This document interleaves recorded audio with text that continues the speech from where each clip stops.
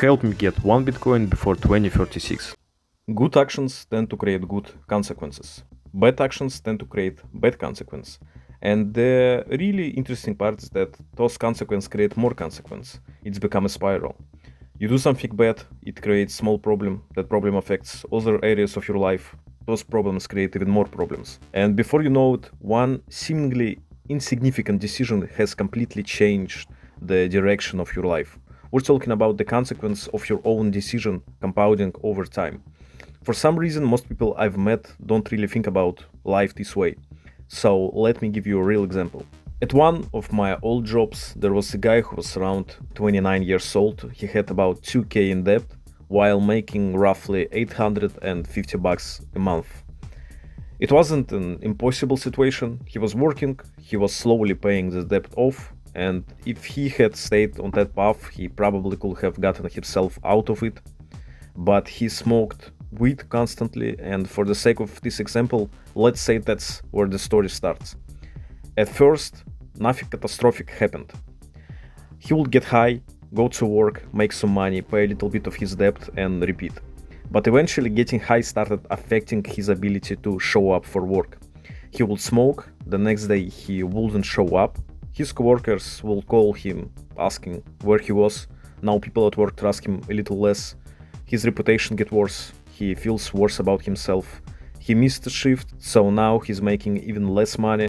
And that one decision, getting high, has now created problems in multiple areas of his life.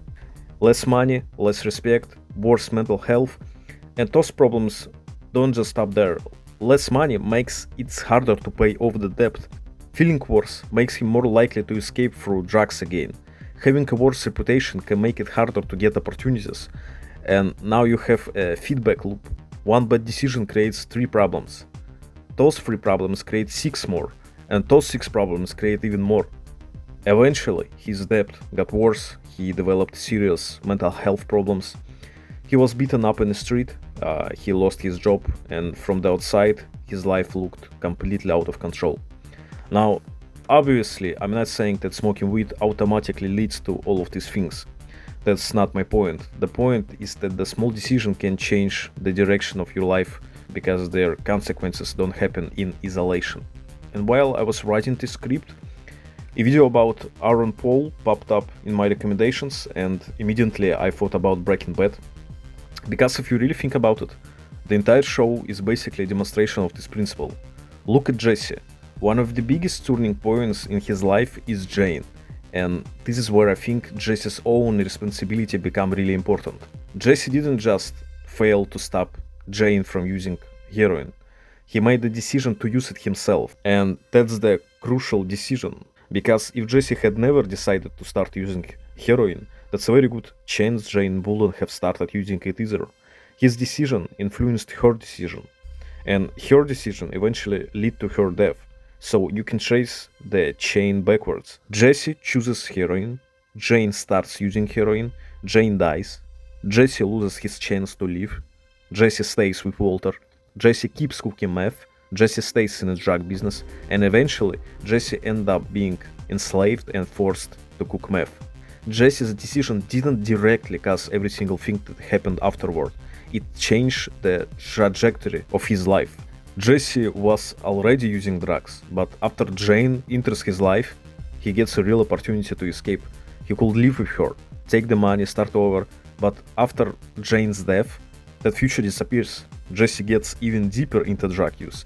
He becomes increasingly detached from reality and more psychologically damaged. His relationship with Walter becomes even more dependent, and instead of leaving everything behind, Jesse stays. He continues to cook meth. That keeps him inside the drug business, and eventually that path leads him to people who literally enslaved him and forced him to cook meth. Jesse didn't take heroin thinking this is going to destroy my entire future. It was just one decision, but that one decision changed what happened next, and that's part people don't think about it. Your decisions don't just have consequences, they create your future options. The same thing works in the opposite direction.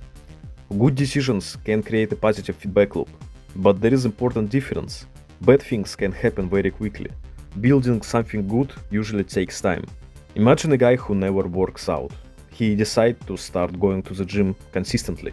For the first few weeks, almost nothing happens. But after a couple of months, he gets stronger, he looks better, he feels better, his energy improves, and now something else changes. His confidence goes up. Because he's more confident, he talks to people more. Because he talks to people more, he becomes more socially skilled. Maybe he meets a girl, maybe he makes a new friend, maybe he meets someone who introduces him to a better job. Maybe the job gives him more money gives him more freedom gives him more opportunities. And suddenly, going to the gym wasn't just about building muscle. It became the first step in entirely different chain of events. That's a positive spiral. And it doesn't have to start with the gym. It could start with reading, learning a skill, going to bed on time, quitting an addiction, starting a business, talking to people, eating better, saving money, whatever. The action itself might seem insignificant, but you have to understand something. You never only choose the action. You you're also choosing the consequences that come after it. And those consequences influence your next decision. And that decision influences the next one and the next one and the next one. That's why I think you can look at almost every decision through the lens of a chain reaction, especially when you're about to do something you know is bad for you. Don't ask yourself, what's the worst thing that could happen if I do this? That's usually the wrong question. Ask yourself, where does this decision lead? If I do this today, what does tomorrow look like? And if tomorrow looks like that, what does the next month look like? And if the next month looks like that, where am I 6 months from now? Because the real danger of a bad decision isn't always the immediate consequence, it's the direction it puts you in. And the same thing applies to positive decisions. You don't need to completely transform your life tomorrow. You just need to start making decisions that put you on a better trajectory. Because once you're moving in the right direction, your decision starts becoming easier. You feel better, you gain confidence, you create opportunities, you meet better people, you develop better habits, and those things make the next good decision easier. That's the positive feedback loop. So maybe the most useful question isn't what should I do? Maybe it's what chain reaction does this decision start? And even more importantly, which direction do I want my life to spiral in? Because you can't escape this principle. Every decision moves you somewhere. The only question is where. Thanks for watching. Where am I? And if next month look. And if next month. Fuck, я, блядь, не могу нахуй. And if next month look. And if next month looks like that, where am I 6 months up?